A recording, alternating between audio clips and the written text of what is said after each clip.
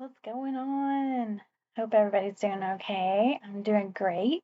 Happy Wednesday. I wanted to try to do a video from my laptop. I think the quality is probably horrible, but it keeps me from having to hold the phone. So we're gonna try it. Hearing the message is what it's all about anyway. So who cares if I look grainy or like I'm in Minecraft? I really do not care. So the message today, I've been ruminating about this for a few days, and I decided that I wanted to do a but God video.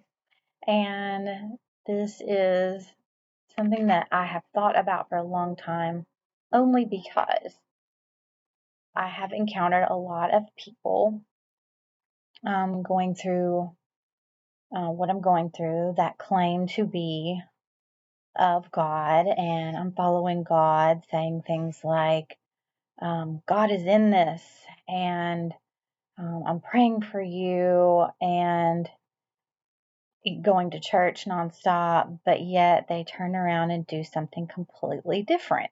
So I'm doing this video for the people that might be fooled by so-called followers of Christ. It's a good mask for some people to put on when they actually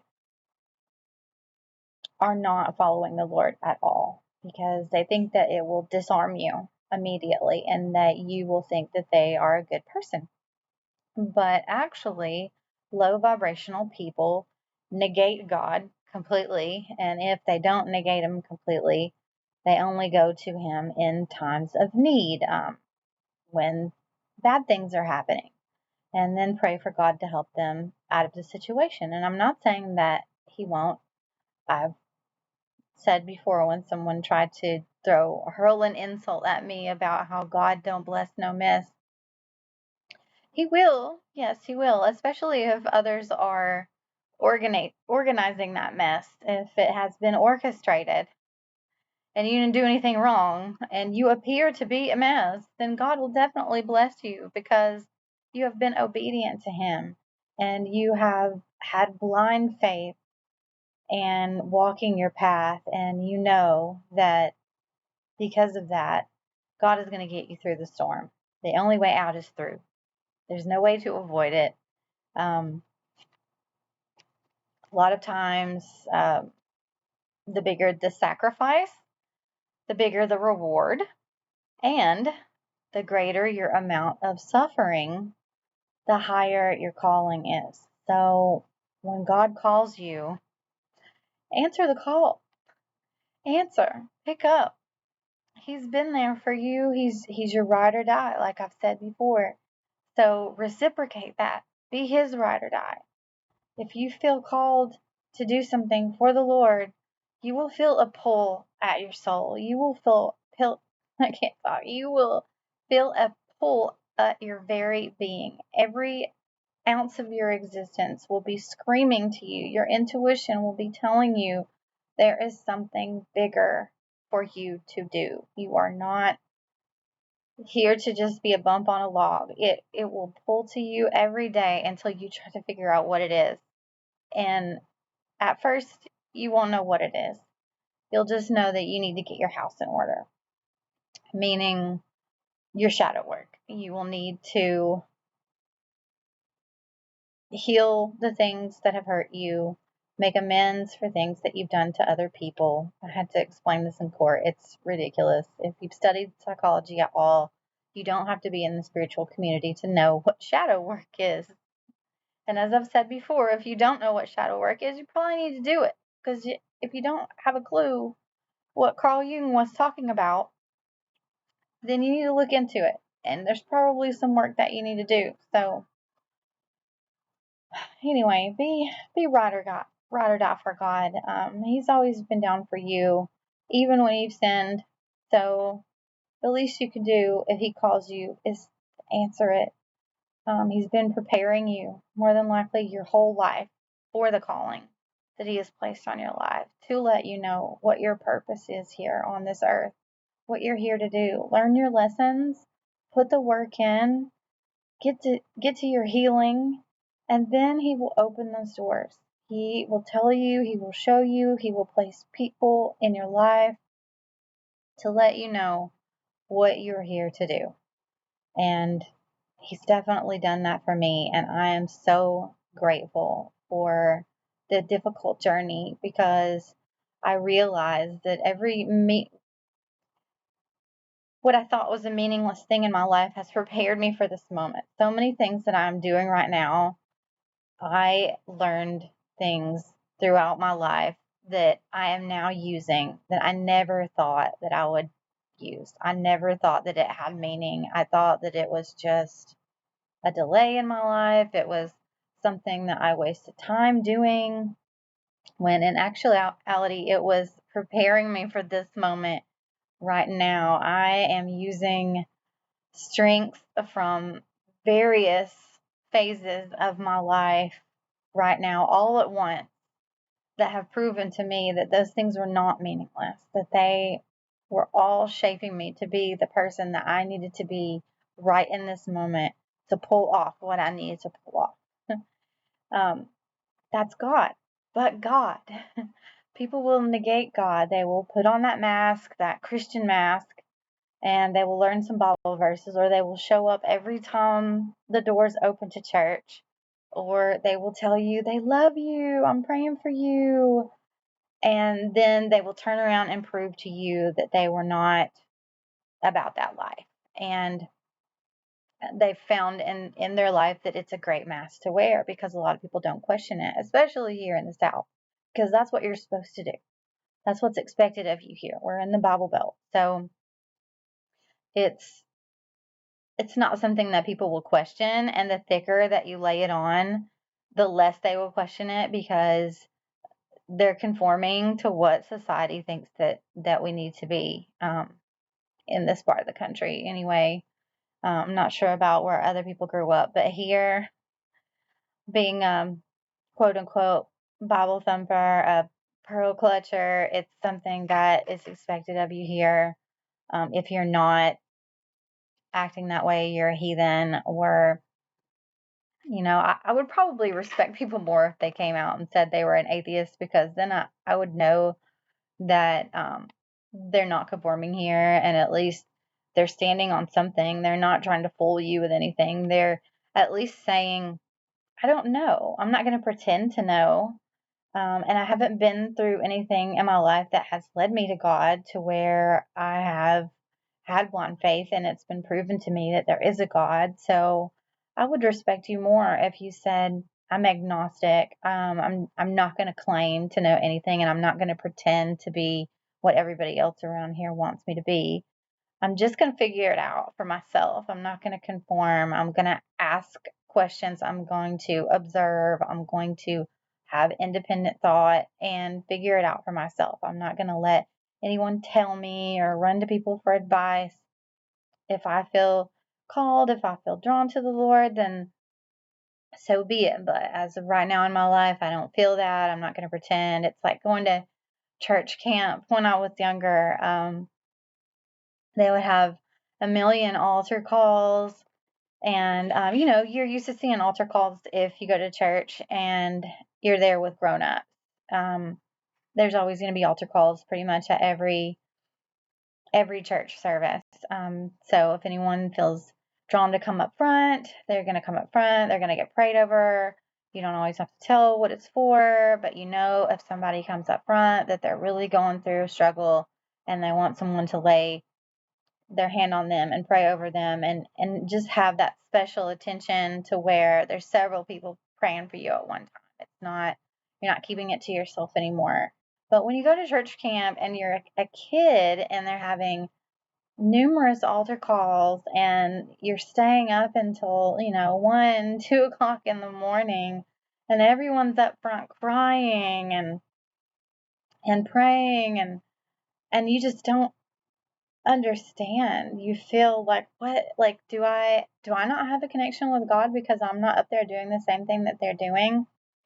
How are they feeling this? How are those tears flowing? Like, where is this coming from? It all seems so fake to me. And it was.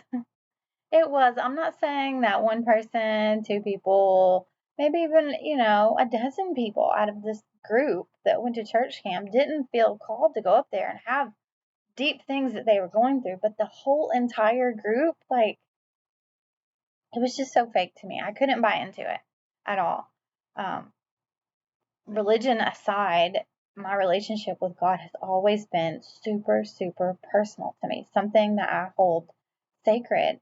I will definitely witness to people left and right and let them know what God has done for me, and how I have come to know the Lord and how I have drawn closer to Him.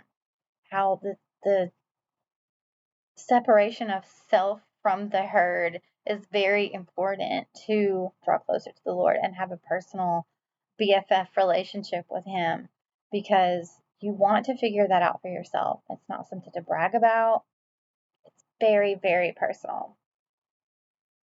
I'm about to sneeze. Confirmation. Excuse me. So, anyway, the Christian mask.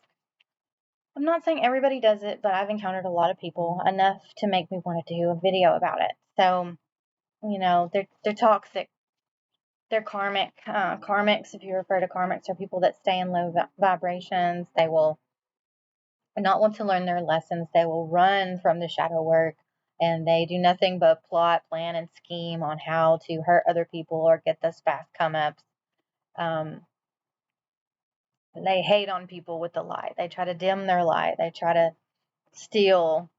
Um, it's ridiculous, but you're going to encounter a lot of people in low vibrations that I call karmics. So when they're in low vibrations, they may not believe in a higher power. They may believe in another power source, as far as the devil. I'm not sure. Whatever.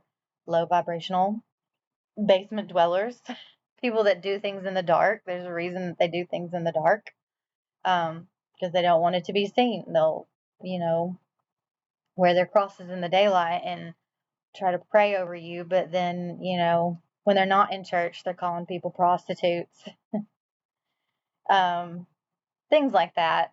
Putting other people down, gossip, especially a lot of office gossip. I know someone that tries to talk about God all the time, and I love you, I love you, they love everybody. They want to say that to everybody. I love you, and talk about um, what God has done for them, and they're writing a book about it, and all of these things, but yet they love the office gossip. Now, you can't be both.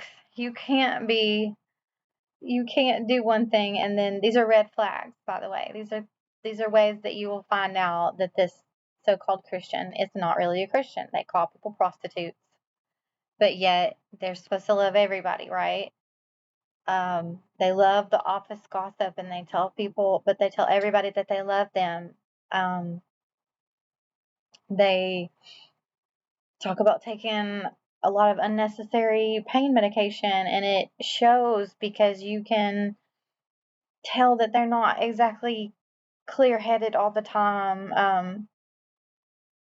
Just the way that they talk, or even the way that they type, they don't make sense, and so that they're struggling with some addictions on the side. So they need prayed for. They need love. They need someone to show them the way to Christ. But they're toxic. They're actually karmics, and they're trying to fool you with the Christian talk so that they can try and earn your trust and, for lack of better terms, monitor you. They want to ask you a bunch of questions so that they know where your weak spot is. They know how they can get over on you, and manipulate you. Um, it's it's really sad, and those people need prayed for. But you also need to look for the red flags so that you can identify it yourself. I don't call people out. I don't call everybody out, because I'm not playing with them, but I like to see people think that they're fooling, because um, it's just more and more of the same. They dig themselves a hole. They think that they're doing all right and that they're fooling you, but at the same time, they keep digging themselves a bigger hole, and they're exposing themselves more and more every day because they don't know where else to go. They don't know where else to go with it, and they have to dig themselves a bigger hole. They think that they're digging a hole for you, but they're actually about to fall into that hole that they dug for someone else, because it's not going to pan out. There's nowhere to go with that the fakeness. So they leave God out. If they try to do things to you and they're wondering why it doesn't work, but God, that's why. Because certain people aren't faking their relationship with God. If you are actually putting the work in and you're walking with the Lord, and even if things get really rough and bumpy because you've sacrificed a lot and your suffering has been immense, you still need to trust in the Lord. Don't ask Him, why God, why me? Just trust that this is all being done for a reason. It's being done for you, not to you. He is strengthening you. He is preparing that table for you in front of your enemies. He is putting you through all of this so that they will expose themselves and fall by the wayside. For instance, and I pulled up this something that someone sent me whenever my son got taken away, and I had made a quick live about how I thought that they were trying to pin something on me and get me arrested, because they were, but I had wanted to raise awareness for what they were trying to do, so I put it online before I went into that meeting, just in case if I had been arrested, then people would know that I knew what was up before going in there, and that it was a possibility if they did get their way, and they didn't. But someone had put a comment on that video saying this was Dr. Jones, ALT, and they replied, "Sir, I am a part of her family. She is lying. She distanced herself from our family and is saying we are a cult. She has been arrested. And yes, it's their house, not hers." So they thought I had been arrested, which proves that they were trying.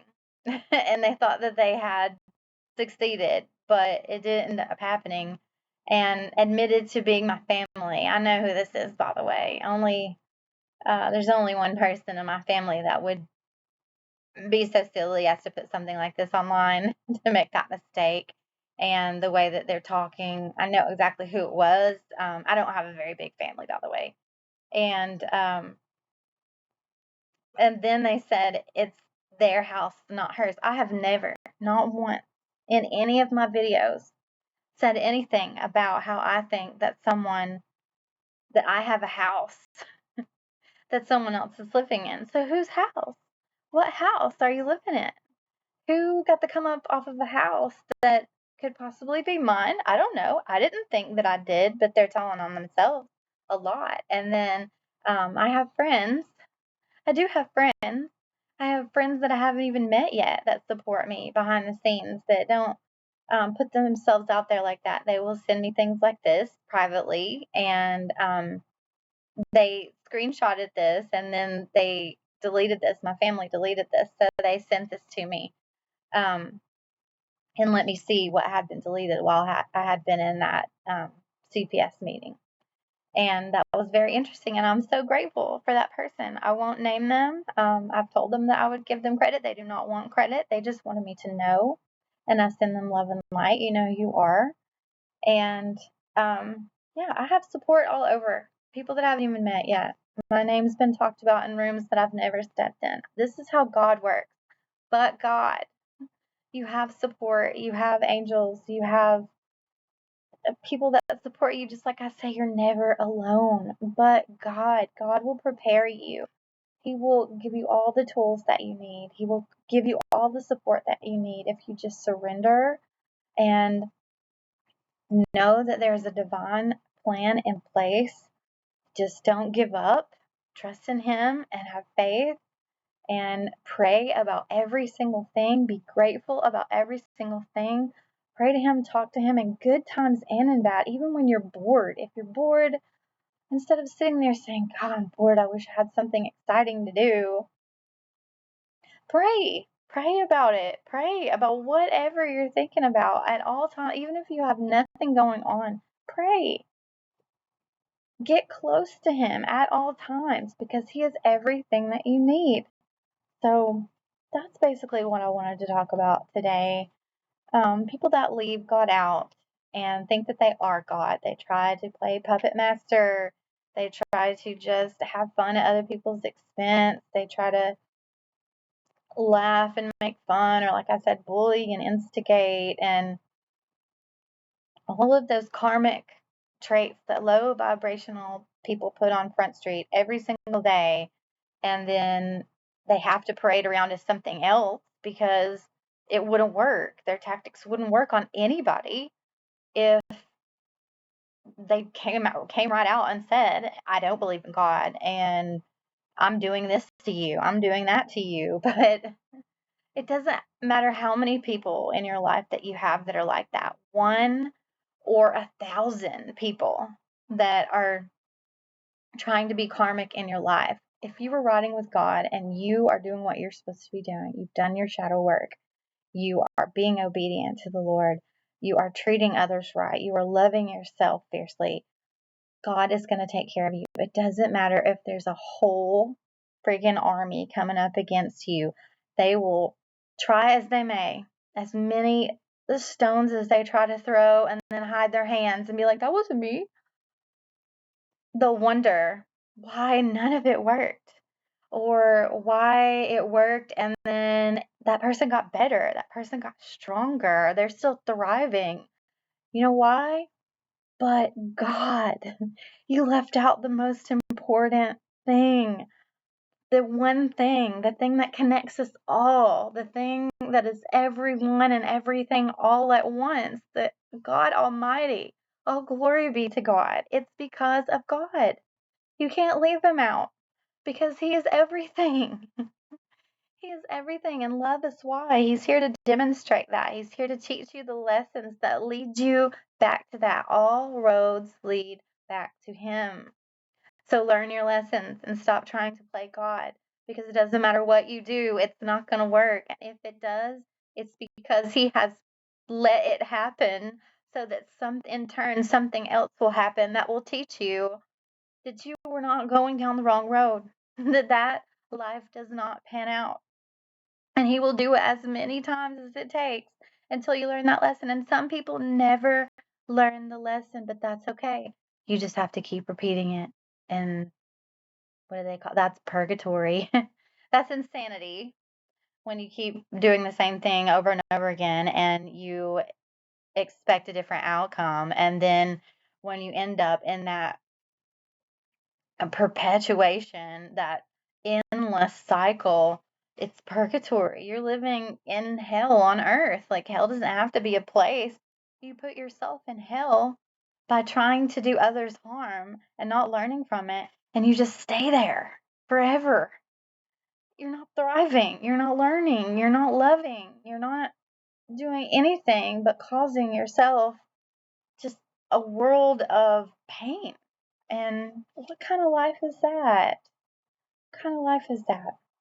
So please learn from it. I have a whole bunch of notes on here that I was about to read, but I think I said most of it. But God will prepare you and train you so that you can jump those hurdles and have the required knowledge.